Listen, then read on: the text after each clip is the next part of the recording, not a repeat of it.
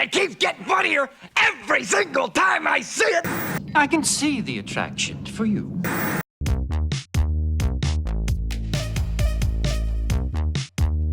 Hey everybody, welcome to Hat Hole Home Video. That's right, I am not in the video store basement today. No, I am on the move. I'm a mover, I'm a shaker. I also work later today, so today does not get to be a full thrifting adventure where I go all around town, all about town. No, today as with the last thrifting video, I'm just gonna make a run up to my favorite thrift store that is also in my little neighborhood, my little sphere of influence, my little radius on the map, and that is Savers. Is it called Savers Thrift Store? Now I feel stupid because it's my favorite thrift store, and I don't even know its full name. But point is that's where I'm headed today. There's usually lots of cool stuff to see. I don't always walk away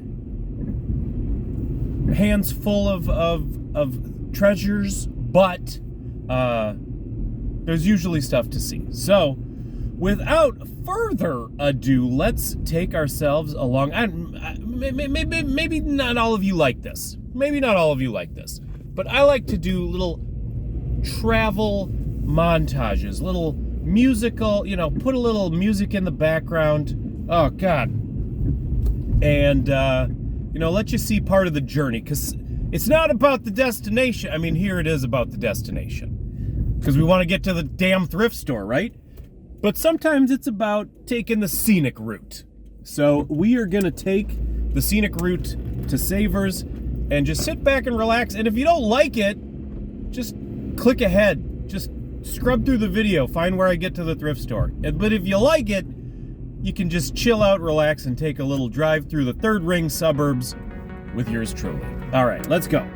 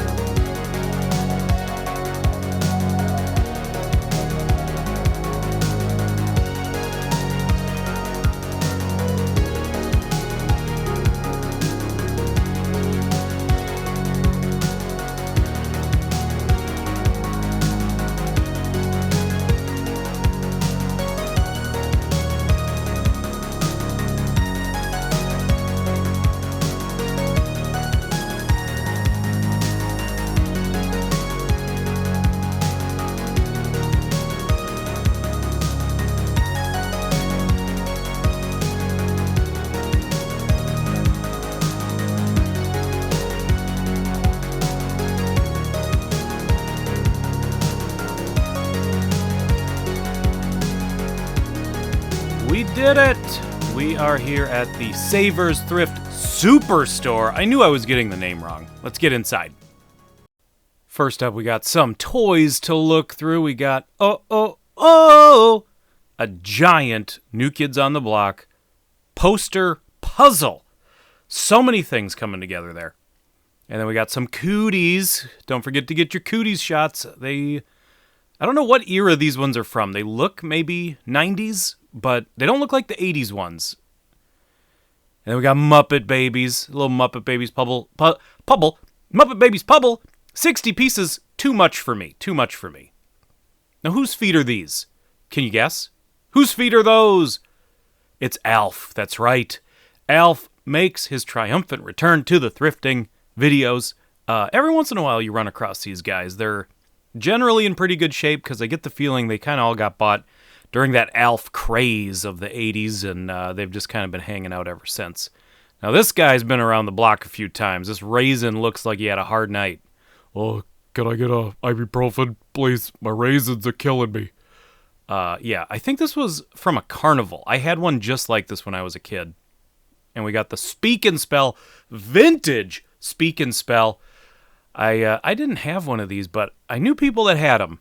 And a lot of nostalgia there. Also, the Speak and Read, which for some reason it just looks, I don't know, but it looks more familiar to me. So maybe I knew someone that had one of those. And then we got the Speak and Math. So many Speakas. And then, of course, the Pre-Computer. And then we've got the Blood Shareware CD-ROM. I played this so much. I did get Blood, the full version eventually, but I played this shareware so much when I was a teen. It's like, if you don't know, Blood's a first-person shooter, very much in the vein of Doom, but with a lot more personality. It was a ton of fun. And then we've got Virtual Springfield, another game that I played a ton as a kid. I can't even call it a game.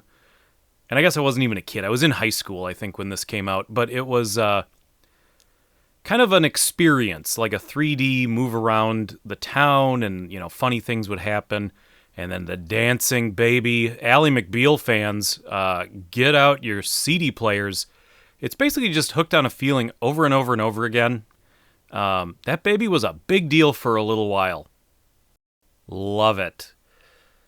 Now look at this. This is a real beaut, a Model 1 Sega Genesis. I'm definitely going to have to grab this. I have a ton of cords at home. Hopefully something goes to this because it's just the base model. And then it was the Acclaim wireless controllers for the NES back in the day. Unfortunately, it's just got a bunch of random cords with it. Nothing that actually works with it, so it's kind of useless on its own. But look at these. We got some Dreamcast controllers, which I could definitely use. And then one of them has the, I forget what you call it. It's like the memory pack, but it's got the little LCD screen on it. So that is a cool little find. And speaking of cool finds, look at this real Panasonic 3DO system. They want $180 for it. It's in the glass case. Way too rich for my blood, but it would be a really cool addition to my retro games collection. But just to see this hanging out at the thrift store is really wild. You know, they say you gotta have a lot of balls to come to Savers. That was just a joke. That's a ridiculous amount of golf balls. That's all I'm saying. Now, this has to be a first for me. I can definitely say that I have never seen a blood pressure tester hanging out at the video store. Who acquired this in the first place, and then who donated it to the thrift store? They want $500 for it. I don't think you're going to be selling that anytime soon, although I guess if you really want to check your blood pressure all the time and have a lot of square footage in your home, go for it. And then we got the elementary school overhead projector, which every time I see these, and I've been seeing them more, I'm just always tickled. I would love to get one, but what am I going to do with it? Speaking of, the VCR Plus, I don't know who all remembers this, but the TV Guide would have little code numbers next to every single show, and you could hook this up to your VCR and actually just record things that way. And now here's something you really don't see every day. I know you're thinking I'm talking about the Dick Clark autograph, but actually I'm talking about this Nook. Haha, Just kidding. I'm talking about the Dick Clark autograph. And look at this wood grain beast of a VCR. It is an absolute beaut. I love these weird inset buttons where it has buttons inside of buttons. It's like buttonception going on over here.